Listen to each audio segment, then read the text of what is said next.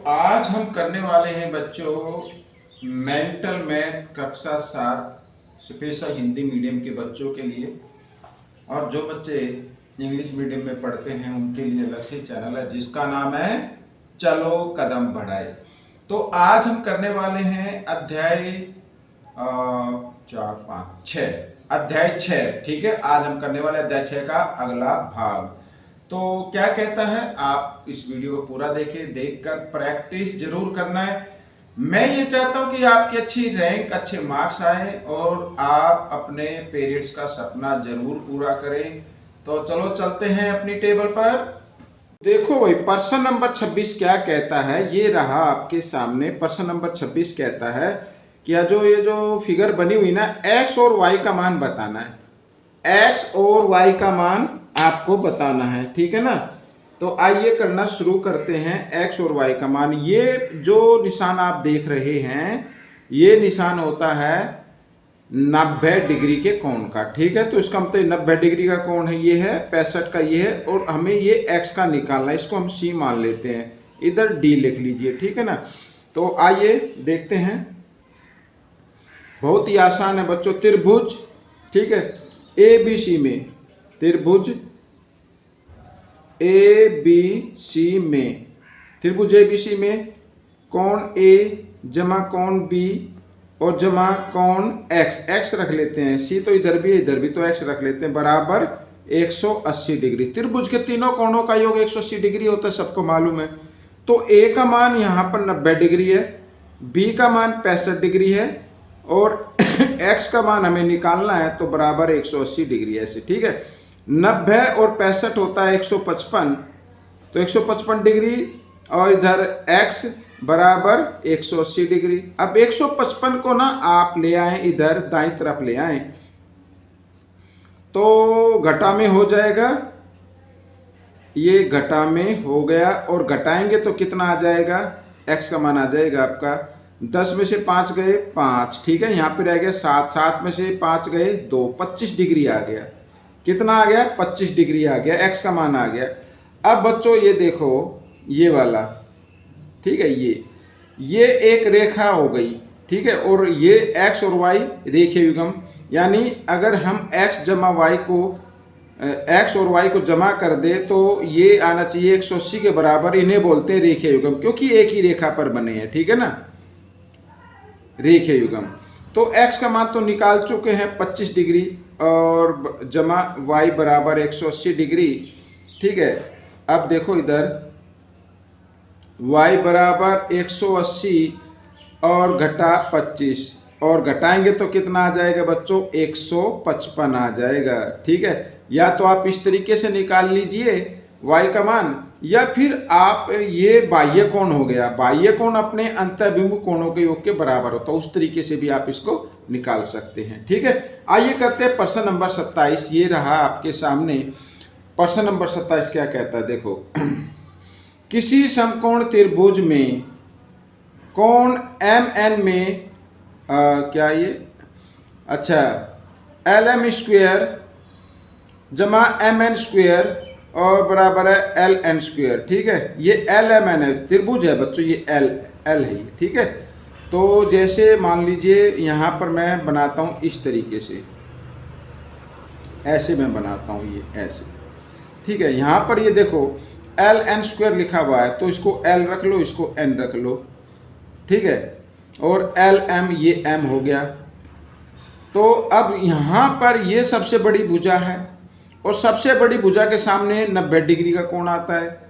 तो इस त्रिभुज का कौन सा कोण 90 डिग्री का होगा, कोण M होगा बच्चों। M बराबर कितने का होगा, 90 डिग्री का होगा, ठीक है ना भाई। सबसे बड़ी भुजा का वर्ग बराबर होता है शेष दोनों भुजाओं के वर्गों के योग के बराबर, वही मैंने लिखा है। तो इस तरीके से ये करना है। प्रश्न नंबर 28 क्या कहता है, देखो, प्रश्न नंबर 28 भी आसान है। एक व्यक्ति पूर्व दिशा में 10 मीटर चलकर, यहां पर मैं ये बना लेता हूं पहले, ठीक है, इस तरीके से, ये पूर्व, ठीक है, पूर्व कर दिया, और ये पश्चिम कर देते हैं, और इधर ये लेफ्ट साइड में उत्तर होता है, और इधर ये दक्षिण होता है। ठीक है, इस तरीके से अगर आप करेंगे तो आसानी से कर सकेंगे। अब मान लीजिए बच्चा यहाँ पर खड़ा है, यहाँ पर एक व्यक्ति जो भी है यहाँ पर खड़ा है, 10 मीटर पूर्व दिशा में चलता है, यहाँ पर ये चला 10 मीटर। ठीक है, यहाँ पर ए पर आ गया तो ये है 10 मीटर, इस तरीके से लिख देता हूँ। अच्छा, फिर उत्तर दिशा में 24 मीटर चलता है, उत्तर दिशा में कितना चला, 24 मीटर चला। यहाँ पर मान लो वो आ गया बी पर, तो यहाँ पर ये आ गया 24 मीटर। ठीक है, प्रारंभिक बिंदु से अब कितनी दूरी है, तो यहाँ से यहाँ तक कितनी दूरी ये बताना है। ये देखो ये इस तरीके से। अब क्योंकि यहाँ पर ये 10 मीटर चला और फिर यहीं से टर्न हो गया ये उत्तर की तरफ, तो यहाँ पर 90 डिग्री का कोण बनेगा। ठीक है ना, क्योंकि पूर्व से सीधा उत्तर की तरफ चलता है तो 90 डिग्री का कोण बन जाता है। तो हमें बताना है यहाँ पर मान लीजिए ओ, तो बी ओ की लंबाई बतानी है। ठीक है ना, क्या बतानी है, बी ओ की लंबाई बतानी है। तो सबसे पहले यहाँ पर माना त्रिभुज ए बी ओ। ठीक है, ऊपर के प्रश्न से संबंधित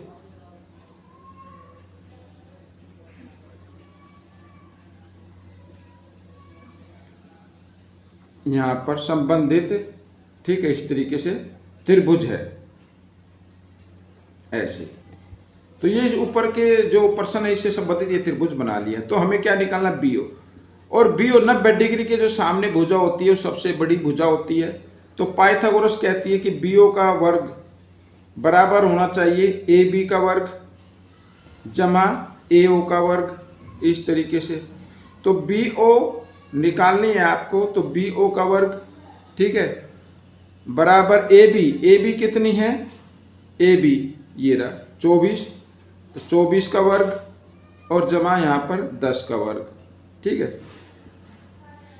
तो बी ओ का वर्ग बराबर 24 का वर्ग होता है 576 और 10 का वर्ग होता है 100, दोनों को जमा किया आ गया 676। ठीक है, बी ओ निकाल लो।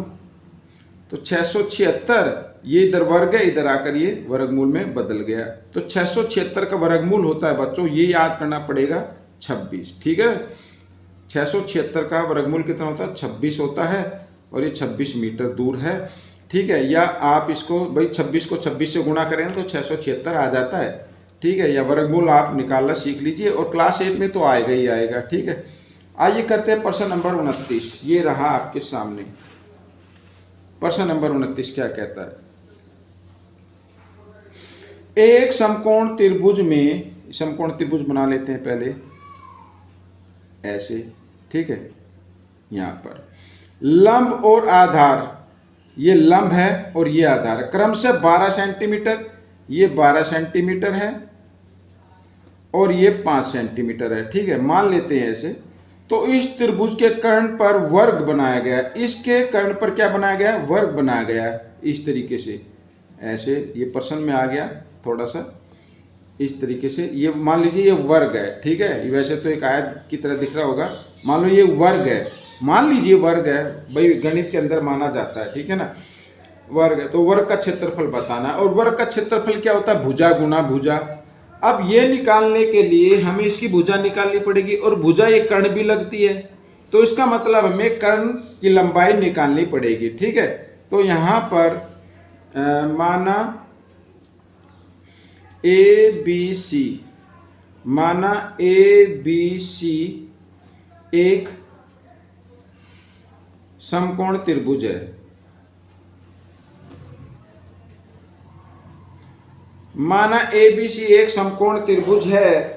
ठीक है, यहां पर अब इस कर्ण पर बनाया गया वर्ग। ठीक है, तो पाइथागोरस प्रमेय क्या कहती है, ये 90 डिग्री का हो गया, एक समकोण त्रिभुज है, यहां पर लिख देता हूं, जिसमें कोण बी बराबर 90 डिग्री है। ठीक है, तो AC निकालनी है हमें, तो AC का वर्ग बराबर होगा AB का वर्ग जमा BC का वर्ग। ठीक है, इस तरीके से। तो AC का वर्ग निकाल लेते हैं। AB क्या है 12, तो 12 का वर्ग जमा BC है 5 का वर्ग। तो 12 का वर्ग होता है 144 और 5 का वर्ग होता है 25 और दोनों को जमा किया तो होता है 169, ठीक है, यहाँ पर सेंटीमीटर। ठीक है, अब AC निकालो। AC निकाले तो 169, इधर ये वर्ग है, इधर आकर ये वर्गमूल में बदल गया, और 169 का वर्गमूल होता है 13, तो 13 सेंटीमीटर ये आ गई। ठीक है, अब वर्ग का क्षेत्रफल निकालना। वर्ग के क्षेत्रफल में तो AC भी लगती है। ठीक है, अब यहाँ पर ये AC और ये D मान लेते हैं और ये E। ठीक है, इस तरीके से तो वर्ग ACDE का क्षेत्रफल इस तरीके से। ठीक है, इसका क्षेत्रफल क्या होता है, भुजा गुणा भुजा, भुजा गुणा भुजा, सभी भुजाएं बराबर होती हैं। भाई ये 13 सेंटीमीटर आ गई है तो ये भी 13 होगी, ये भी 13, ये भी 13।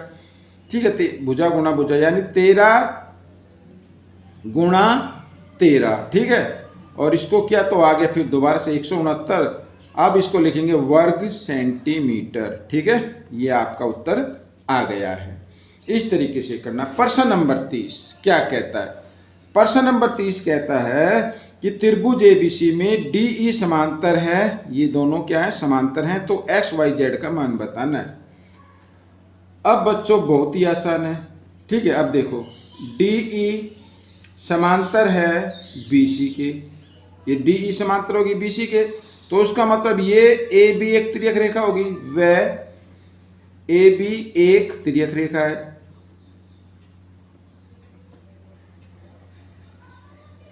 ठीक है, ये एक तिर्यक रेखा हो गई।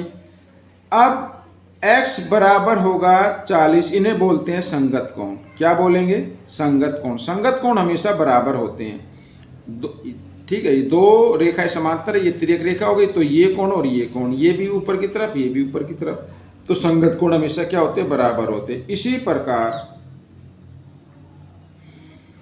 इसी प्रकार y बराबर होगा 55 के, ये भी क्या कहलाएंगे, संगत कोण कहलाएंगे। ठीक है ना, ये भी क्या कहलाएंगे, संगत कोण कहलाएंगे। ठीक है, अब z का मान निकालना है। अब ये तो आसान है। अब त्रिभुज आप ले लीजिए, या तो त्रिभुज ABC ले लीजिए या त्रिभुज ADE ले लीजिए। त्रिभुज ADE में, ठीक है भाई, x जमा y जमा z तीनों कोणों का योग 180 डिग्री होगा। कोई भी त्रिभुज होती है उसके तीनों कोणों का योग 180 डिग्री होता है। तो x का मान तो आ गया 40 डिग्री, y का मान आ गया 55 डिग्री, z का मान आपको निकालना है। ये इस तरीके से लिख लीजिए, 40 और 55 होता है 95 डिग्री। ठीक है, जमा z बराबर 180 डिग्री। अब z का मान निकाले तो 180 और ये 95 इधर बाईं तरफ जमा का है, दाईं तरफ लेके आएंगे, घटा का हो जाएगा, घटा दीजिए। 10 में से 5 गए 5। ठीक है, यहाँ पर रह गया 17, 17 में से 9 गए 8, 85 डिग्री आ गया। तो x का मान आ गया आपका कितना, x का मान है 40 डिग्री, y का मान है 55 डिग्री और z का मान है 85 डिग्री। ठीक है, ये आपका उत्तर बन गया। साथ ही ये पाठ भी कंप्लीट हो गया है। आपको ये पाठ कैसा लगा मुझे जरूर बताना, और इसमें से सीखकर दूसरे बच्चों को जरूर सिखाना है। मिलेंगे अगले भाग में, तब तक के लिए धन्यवाद।